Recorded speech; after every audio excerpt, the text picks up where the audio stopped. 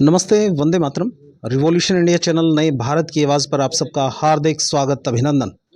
दर्शकों, जैसा कि हर बार मैं एक वायदा करता हूँ, किसी ना किसी ऐसी खास शख्सियत से मुलाकात कराऊंगा और आज के हमारे खास मेहमान श्रीमान श्रवण कुमार जी हैं। आप गौ सेवा आयोग के माननीय चेयरमैन हैं।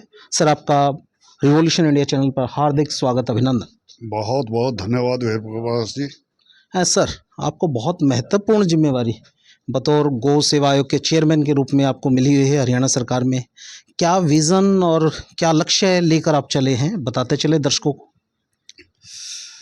देशों में देश हरियाणा, जहाँ दूध दही का खाना, ये कहावत हरियाणा के लिए ही प्रसिद्ध है जी और हरियाणा के अंदर जो दूध दही का खाना था, ये गौ माता के कारण ही था। जी और गौ माता हमने सड़कों पे ला दी तो विदेशी गौवंश कह लीजिए जी या अन्य पशुओं के कारण हम पूरा करना चाहते हैं, जी जो कमी दूध की मात्रा में रह गई परंतु संभव नहीं हो पा रही। जी तो भारतीय गौवंश की गौ माता जो दूध की जगह अमृत देती है, उसकी सेवा करना, जी उसको आगे बढ़ाना, वे सारा रूप से जो किसानों ने या गौपालकों ने सड़क पे छोड़ दिया है, उसको पुनः गौशालाओं में लाना जी और वहाँ उनका संवर्धन करना, नस्ल सुधार करना, फिर किसानों को देना। जी क्योंकि किसान ने गाय को छोड़ा या गौपालक ने गाय को छोड़ा इसलिए नहीं छोड़ा कि वो उसके लिए माँ नहीं थी, उसकी गौ माता भी कहता था, घर में दही भी रखते थे, परंतु इसलिए छोड़ा कि आर्थिक रूप से उसके लिए सुख में नहीं रही, उसको ऐसा लगा। और दूसरा, मेहनत ज्यादा, परिणाम थोड़े।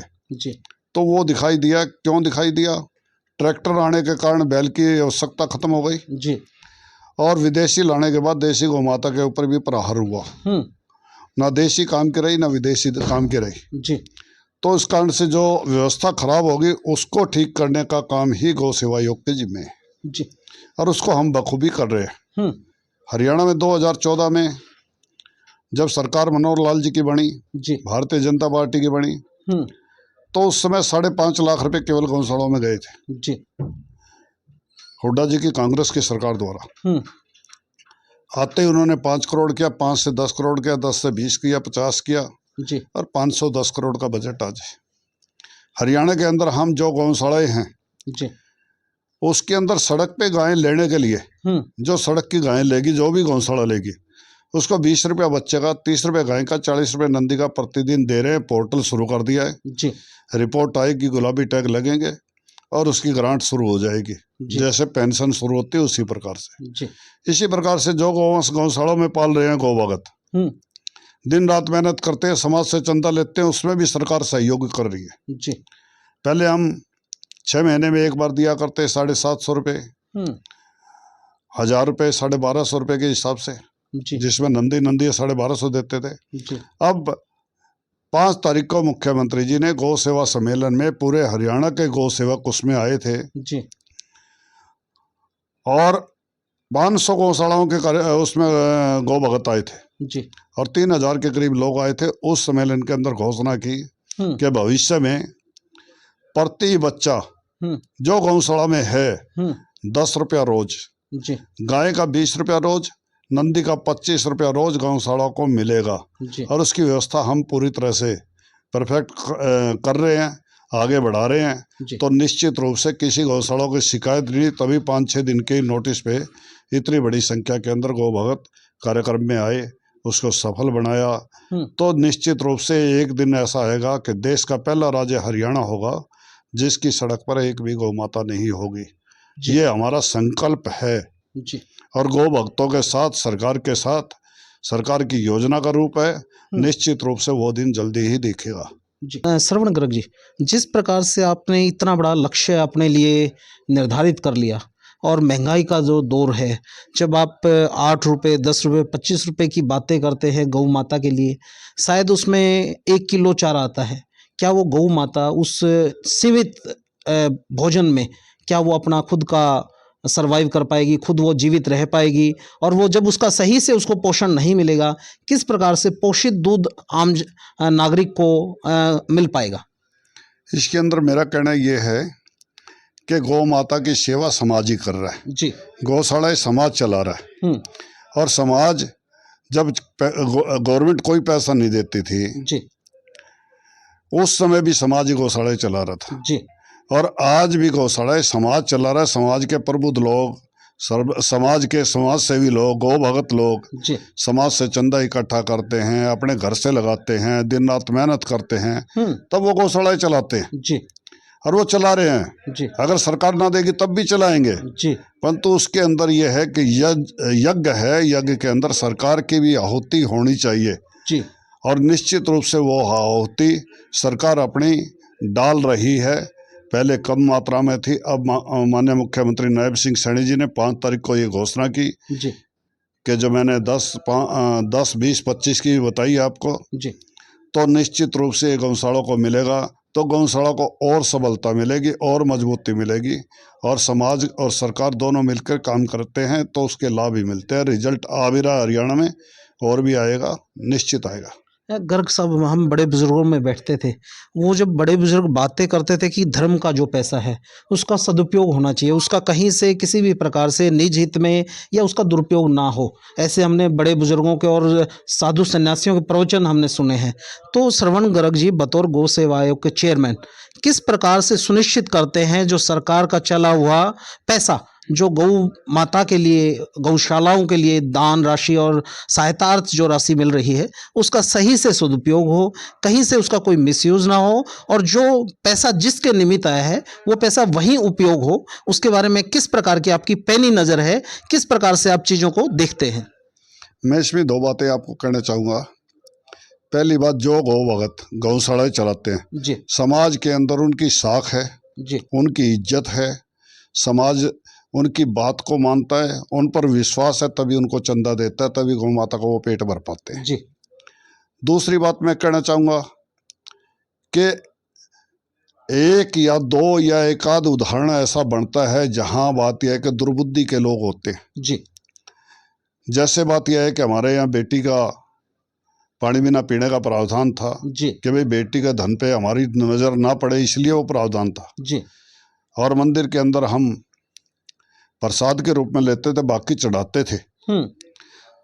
तो वो उस दुर्बुद्धि के लोगों के लिए जी, हो सकता है, परंतु गौ भक्तों के लिए मैं मानता हूँ कि 99.99% गौ भगत गौ सेवा अपनी आत्मा से करते हैं जी, और उसी का परिणाम है कि हरियाणा के अंदर आज 675 गौशालाएं मेरे पास रजिस्टर्ड हैं। 4.5 लाख गौओं से जी, अगर मैं हिसाब बनाऊं तो 100 रुपया रोज का खर्चा एक गाय पे आता है। 4.5 लाख का 4.5 करोड़ रुपया रोज हो गया। जी, साल भर का हिसाब आप बना लीजिए। जी, वो सब का सब समाज ही कर रहा है जी, और समाज को सरकार भी सहयोग कर रही है। ये सोने पे सुहागे वाली बात है। जी, तो इसके अंदर मैं नहीं मानता कि गौशालाओं के पैसे का दुरुपयोग होता है।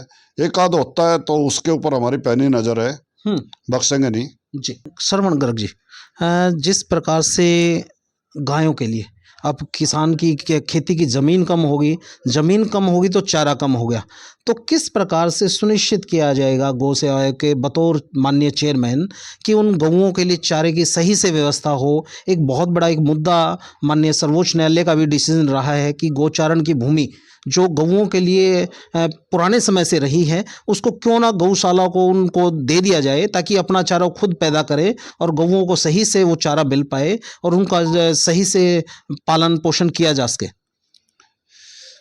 हरियाणा के अंदर 71,140 एकड़ गौचरांत की भूमि है जी, गांव अनुसार मेरे पास लिस्ट है जी, और उसके अंदर कईयों में गौशाला भी खुली हुई है जी, और हमारे बुजुर्गों ने वो गायें जो वो गौचरांत की जमीन जो थी, नाम उसका गौचरांत था। गांव के अंदर घोड़ा है, खच्चर है, भैंस है या अन्य जीव है जी, जो घास फूस खाता है, उन सब के लिए वो भूमि वो तय की थी। जी, तो उस भूमि के ऊपर वो पंचायतों के अंदर थी।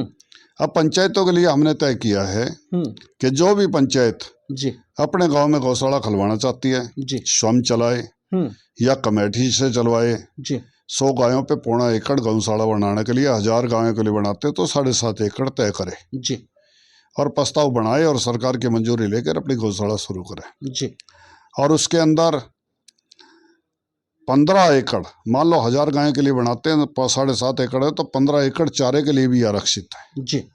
तो निश्चित रूप से नियमानुसार जमीन लें और अपनी गौशाला चलाएं और अपने गांव की या आसपास के गांव की जी कमेटी बनाएं और उस कमेटी के अंदर ये तय करें कि भाई गौशाला चलाएंगे, पूरे गांव सहयोग करेगा, सरकार अपना सहयोग करेगी। सरकार ने तय किया है नई गौशाला के लिए जी सड़क की गायें लीजिए, नई गौशाला बनाइए, 20 रुपया बच्चे का, 30 रुपये गाय का, 40 रुपये नंदी का प्रतिदिन देंगे। 100 गायों पे हम 10 लाख रुपया इंफ्रास्ट्रक्चर देंगे जी। तो इस तरह से मेरे ख्याल से कोई कमी नहीं रहेगी। एक उत्साहवर्धक माहौल बन रहा है। हरियाणा में बहुत गौशाला है। जब हुड्डा जी की सरकार थी 215 गौशालाएं थी जी। आज 675 की बात करता हूँ मैं, मेरे पास रजिस्टर्ड है जी। इसी प्रकार से उसमें 1,75,000 गौवंश था। बाकी कसाई उठा के ले जाते थे गौशाला बढ़ाने का और उस तरह का तो कोई प्रावधान नहीं था जी। आज 4.5 लाख गौवंश है हमारी गौशालाओं में जी। अगर बजट की बात करूं तो 5.5 लाख और कहाँ 510 करोड़ ये गौ भगत सरकार का प्रमाण है जी। और नायब सिंह सैनी जी ने 5 तारीख को दुनिया भर की घोषणाएं की हैं जी। जो किसान अपने घर में गाय पालेगा उसके लिए 30,000 रुपये वार्षिक उसको देसी गौवंश के पालन के लिए मिलेगा, अर्थात 2,500 रुपये महीना। तो किसान को कुछ सबल मिलेगा तो किसान आगे बढ़ेगा। किसान नहीं तो गौपालक कोई भी हो, जिसके पास जमीन नहीं है वो भी डोले पे से इधर से उधर से घास फूस ला के गौ माता पालती हैं जी। और अच्छी तरह से बात यह उनको 2,500 और मिल जाए तो उनको तो एक पेंशन आ गई अलग से जी। तो गौ माता का दूध भी मिले और पेंशन भी मिले, ये पैसा भी मिले तो निश्चित रूप से किसानों को उनको प्रेरित कर रहे हैं हम गौपालकों को जी। और भविष्य ऐसा आएगा कि हम गौशालाओं में नस्ल सुधार करेंगे। गोबर गौमूत्र के उपयोग के बारे में प्रयोग हम कर रहे हैं जी। तो ये सब मिला के गौ माता फायदे का आधार थी, फायदे का आधार होगी। जो हमें बात यह कुरीति फैला दी या विदेशी उससे के हिसाब से आ गए जी। उसके कारण ये बीच का कालखंड जो गया है ये दुर्भाग्य कालखंड आगे नहीं रहेगा जी। गर्ग साहब, आपने ऐसा नहीं कि गौ सेवा के चेयरमैन बने हैं तभी आप गौ भक्त रहे हैं, तभी आपने गौ सेवा की। जितनी हमारे पास जानकारी है आप इसके अन्यत्र भी आपने अनेकों गौ सेवा के मिशन को आगे बढ़ाया। हम जानना चाहते हैं गौ पालन के लिए आपने व्यवस्था दी, सरकार की नीतियाँ वास्तव में अच्छी हैं जैसा आपने बताया, लेकिन क्या वो नीतियाँ आम अंतिम व्यक्ति तक, जिस अंत्योदय की हम बात करते हैं उस अंतिम व्यक्ति तक उन योजनाओं का लाभ पहुँचे, उनको उस योजना के बारे में पता लगे और जो मिशन जो लक्ष्य आप लेके चले हैं बतौर गौ सेवा आयोग के चेयरमैन वो वास्तव में जमीनी स्तर पे लागू हो, उसके लिए क्या और प्रयास किए जा सकते हैं उन योजनाओं को जमीनी स्तर पे लागू करने के लिए? हरियाणा के अंदर 6 दिन का समय हमें मिला था मुख्यमंत्री जी द्वारा जी। गौ सेवा सम्मेलन करने के लिए और मैंने बताया कि 500 के लगभग गौशालाओं ने बात यह कि उसके अंदर भाग लिया जी।